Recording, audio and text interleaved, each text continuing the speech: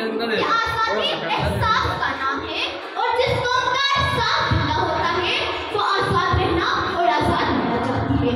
लेकिन जनाब सदर, जिस कौम का एहसास रहता है वो वक्त से पहले ही मर जाता है। और अफसोस आप गुज़िश्ता इंसान जान से पहले मर पाकिस्तान का भी है। और ये हकीकत हर मासूम समझता है मकसद कायम है कि मुल्क की मैशत आज कहाँ पे खड़ी है।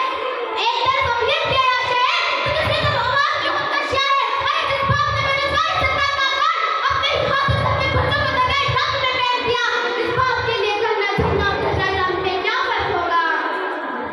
यूरोप की गुलामी पे रज़ामंद हुआ है तू, यूरोप की गुलामी पे रज़ामंद हुआ है तू।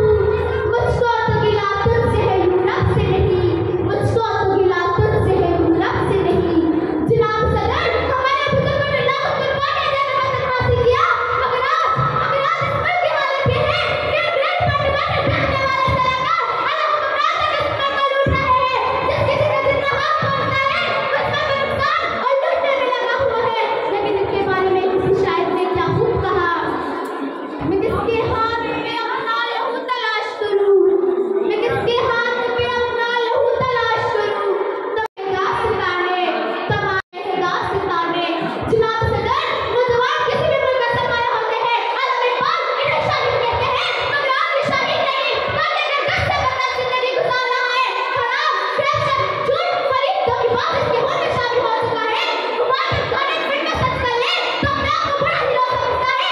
आज दुकान में हेडफोन लगाकर बड़ी तेजी के साथ बाइक चलाते हुए ये बात भूल जाता है कि जिस जमीन को अपने पैरों तले खिसकते जा रहा है, इसके जर्रे जर्रे को हासिल करने के लिए हमारे आबा और दादा की नदियां बहाई।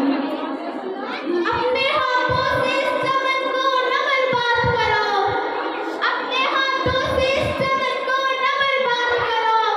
इसमें शामिल है शहीदों का लहू, याद रखो, इसमें शामिल है शहीदों का लहू, याद रखो।